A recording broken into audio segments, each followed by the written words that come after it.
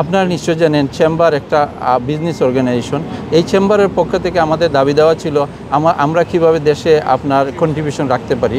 উনি বলেছেন এনআরবিরা যাতে বাংলাদেশে তাদের ব্যবসার এক্সপানশন করতে পারে, বাংলাদেশে কন্ট্রিবিউট করতে পারে, উনি সহযোগিতা করবেন। পাশাপাশি আমরা নিজস্ব একটা চ্যারিটেবল অর্গানাইজেশন আমরা এই দেশ থেকে লন্ডনে ইংল্যান্ড বেস সেট আপ আমরা 1000 কোল্ড রুমের আপনার বাংলাদেশে বাইরের ফান্ডের এবং বাংলাদেশের ফান্ডের ওইটা মিলে আমরা 1000 কোল্ড রুমের প্রস্তাব দিয়েছি। উনি বলছেন আপনি আগামীতে দেশে আছেন, আপনার টিমকে নিয়ে আমরা সর্বাত্মক চেষ্টা করব এবং সবাইকে বলেন দেশের জন্য কিছু করার জন্য।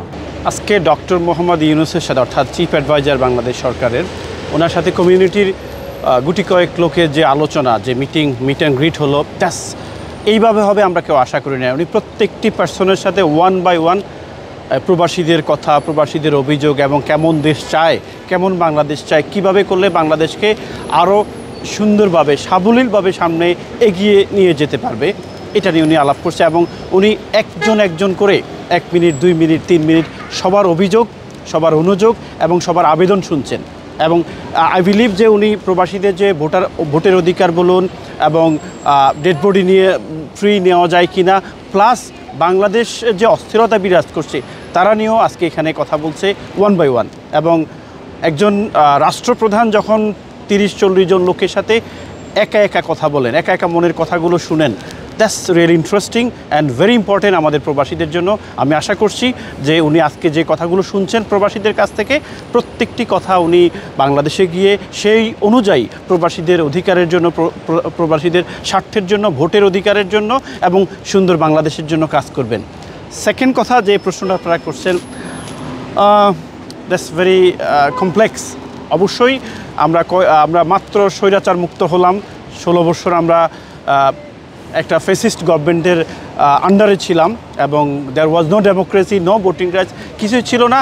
তো 30-40 দিনের মধ্যে 2-1 জন ঢুকে যেতে পারে। আই বিলিভ এটা ভেরি ডিফিকাল্ট, সব খুব স্ক্রুটনি করা। মাছে ভাতে বাঙালি, আর সেই মাছ পেতে আসুন লন্ডন ফিশ নেটে।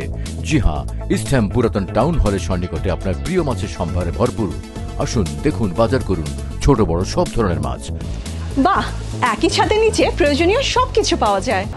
আপনি এসেছেন, আপনাকে আমরা ভালোবাসি, কিন্তু আমাদের প্রবাসীদের অনেক সমস্যা আছে। বিশেষ করে ওনাকে বললাম যে আমি সেদিন 5 ডিসেম্বর যমুনায় বলেছিলাম যে আমাদের ওসমানী আন্তর্জাতিক বিমানবন্দরকে ফুললি ফাংশনাল করার জন্য, সেখান থেকে বিদেশি ফ্লাইট নামানোর জন্য এখনও কিছু হয় নাই। আমি অনুরোধ করব আপনি যাওয়ার আগে এই কাজটা আমাদের করে যাবেন। সেকেন্ডলি ওনাকে বললাম যে আমাদের ব্রিটিশ পাসপোর্টে নো ভিসা ফি হঠাৎ করে 46 পাউন্ড থেকে 70 পাউন্ড করা হয়েছে, সম্পূর্ণ অযৌক্তিক একটা অন্যায়। এটার বিরুদ্ধে ব্রিটিশ বাংলাদেশ বিক্ষুব্ধ। আমি অনুরোধ করব আপনি থাকা অবস্থায় এটা হ্রাস করেন বা এটা বাতিল করে দেন। পরে ওনাকে বললাম যে দেখেন আমাদের ভোটাধিকারের জন্য আমি আন্দোলন করেছি আমরা 30 বছর, এখন আমরা ভোটাধিকার প্রয়োগের ব্যাপারে চিন্তাভাবনা চলছে যাতে আমরা প্রবাসীরা ভোট দিতে পারি। আমরা হয় হাইকমিশনে গিয়ে নতুবা আমরা অনলাইনে এই ব্যবস্থাটা আপনারা করেন। তো যেহেতু বেশি কথা বলা যাচ্ছে না, উনি আমাকে যেহেতু আগে দেখেছেন, চিনেছেন, খুব খুশি হয়েছেন এবং জিজ্ঞেস করেছেন ডক্টর আসনা সাহেবের কথা। ভয়েস ফর গ্লোবাল বাংলাদেশের মিডিয়া ডাইরেক্টর প্রেসিডেন্ট ডক্টর বলে উনি তো কোথায় আছে এখন, উনি এখন ঢাকায় আছেন। তো উনি বললেন যে আমি চেষ্টা করে যাচ্ছি এবং আমি কৃতজ্ঞ ব্রিটিশ বাংলাদেশিদের কাছে যে আমি আপনাদের বলি নাই, স্বতঃস্ফূর্তভাবে যে আপনারা আমার সম্মানে, আমার সমর্থনে আলতাপরিবারক সমাবেশ ঘটিয়েছেন, যার জন্য অত্যন্ত কৃতজ্ঞ। আপনাদের ধন্যবাদ জানাচ্ছি, আপনাদের ভালোবাসায় অভিভূত হয়েছে।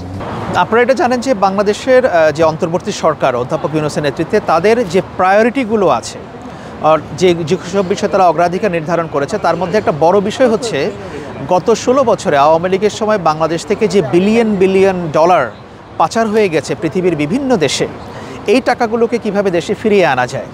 এর মধ্যে একটা গুরুত্বপূর্ণ জায়গা হচ্ছে ব্রিটেন।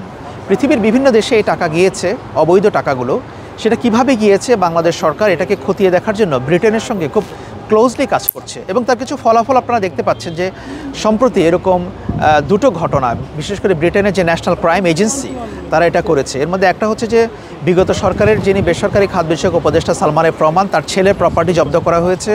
এবং এই তো কয়েকদিন আগের ঘটনা যেটা আমরা জানতে পারলাম যে সাবেক ভূমিমন্ত্রী তার কিছু সম্পত্তি এখানে লন্ডনে জব্দ করা হয়েছে। এবং বাংলাদেশ সরকার যে ব্রিটেনের সঙ্গে ক্লোজলি কাজ করছে এবং ব্রিটেনও খুব কোঅপারেট করছে বিষয়টাতে, আশা করি সামনের দিনগুলোতে এই ধরনের পদক্ষেপ হয়তো আপনারা আরও দেখতে পাবেন।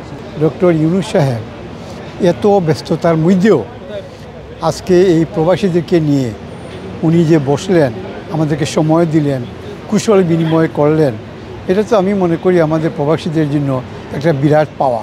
কারণ এত বড় মাপের একজন মানুষ, এত বড় একটা প্রাইজ উনি আমাদের রাজার কাছ থেকে পেলেন, এবং ওনার জীবনে উনি তো প্রায় 170টা অ্যাওয়ার্ড পেয়েছেন, ইনক্লুডিং নোবেল প্রাইজ এবং আমেরিকার প্রেসিডেন্সিয়াল মেডেল।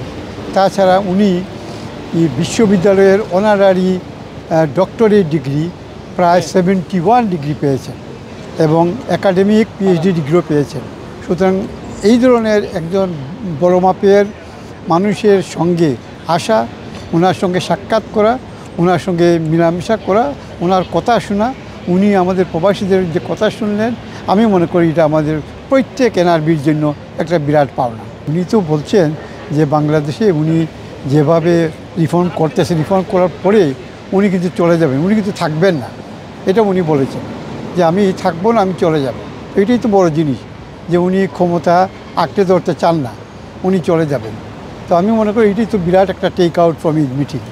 চিফ অ্যাডভাইজার সাহেবকে খুব সংক্ষেপে যে 2-1 মিনিটের কথা হয়েছে, আমি ব্রিটিশ বাংলাদেশি যে মিডিয়া আছে সেটা সম্পর্কে তুলে ধরেছি, এবং তিনি যখন নোবেল প্রাইজ পেয়েছিলেন আমাদের লন্ডনের প্রেস ক্লাবের পক্ষ থেকে যে তাকে রিসিপশন দিয়েছিলাম সেটা স্মরণ করিয়ে দিয়েছি। তার ভাই মোহাম্মদ জাহাঙ্গীর আমাদেরকে ট্রেনিং দিয়েছেন, সেটার কথাও স্মরণ করছি।